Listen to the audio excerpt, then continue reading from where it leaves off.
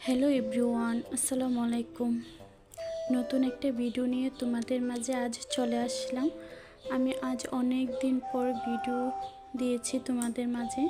জানি না আজকের ভিডিওটা তোমাদের কাছে ভালো লাগবে কিনা। আমি আজকে বানিয়েছি আলুর কচুরি বা আলুর পুরি। খুবই সিম্পল এবং সহজ একটা রেসিপি। মাত্র 2 কাপ আটা আর কয়েকটা আলু দিয়ে বানিয়ে ফেললাম একটি মজাদার রেসিপি। বিকালে বৃষ্টির দিন চা অথবা টমেটো সসের সাথে এই ধরনের নাস্তা থাকলে আর কিছুই লাগে না। তাই দেরি না করে চলে আসলাম মূল ভিডিওতে। আমি এখানে নিয়ে নিলাম 2 কাপের মতো আটা। আটাগুলোর সাথে আমি কিছুটা তেল মিশিয়ে নেব। তেলগুলো দিয়ে ভালোভাবে আটাগুলোকে মেখে নেব। ভালোভাবে মিশিয়ে নেব। তেলটা মিশিয়ে তেল আর আটাটাকে ভালোভাবে মেখে নেব। পানিটা আমি একটু পরে দেব।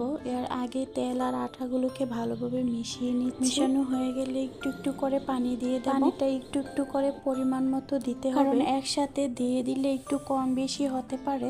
পরে আটার যে ডোটা এটা পারফেক্ট নাও হতে পারে, তাই একটু একটু করে দিয়ে দেব। একটু পানি দিলেই হয়ে যায়, কারণ তেল আছে এই কারণে। তারপর ভালোভাবে মেখে নেব।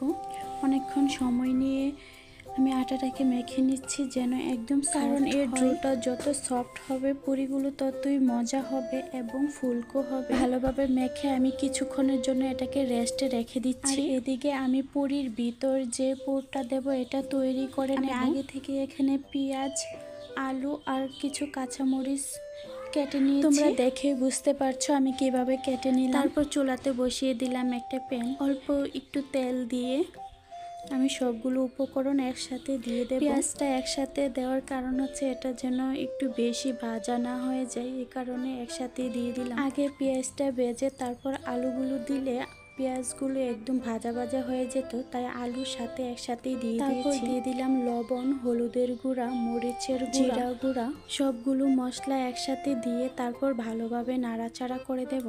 মশলাটাকে ভালোভাবে আলুর সাথে মিশিয়ে ভেজে নেব। তোমরা চাইলে এখানে মুরগির মাংস ও কিউব করে দিতে পারো, অন্য বিভিন্ন ধরনের সবজিও অ্যাড করতে পারো।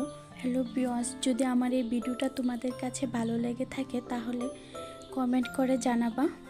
আর আমার এই চ্যানেলটি যদি তোমাদের কাছে নতুন হয়ে থাকে প্লিজ সাবস্ক্রাইব করে দিবা, আর নতুন ভিডিও পাওয়ার জন্য নোটিফিকেশন অন করে দিবা। আমি একটা ডিম দিয়ে দিলাম, তোমরা চাইলে এটা স্কিপ করতে পারো, এটা দিলে স্বাদটা একটু ভালো আসে।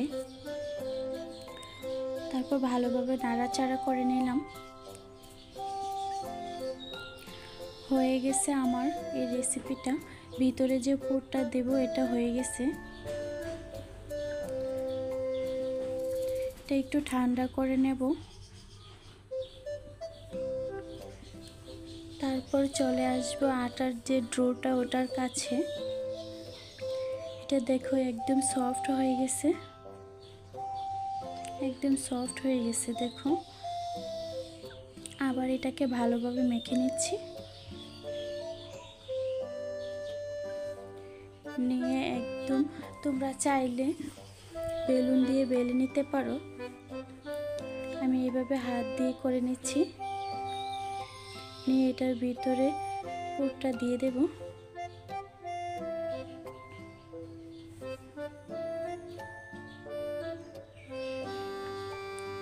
দেখো এইভাবে করে নেব।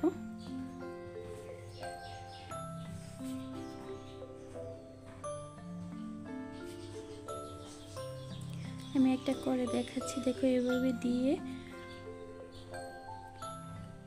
এভাবে ভাঙ্গা দিয়ে নেব। দিয়ে তারপর হাত দিয়ে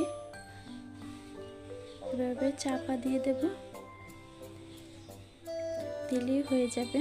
একদম সহজ।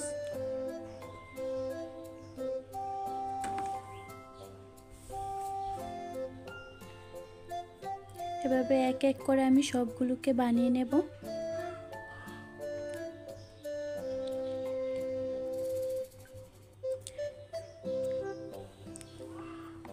চেষ্টা করবা একদম ডুবো তেলে ভাজার জন্য।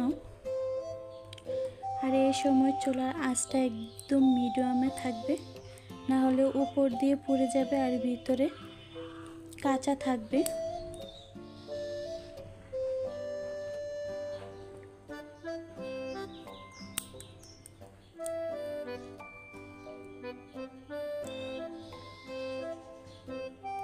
এক এক করে আমি সবগুলোকে ভেজে নিচ্ছি। সবগুলো ভাজা হয়ে গেছে।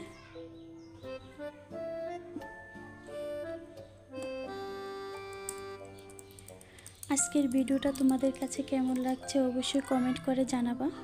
আজকে পর্যন্তই। সবাই ভালো থেকো, সুস্থ থেকো। আল্লাহ।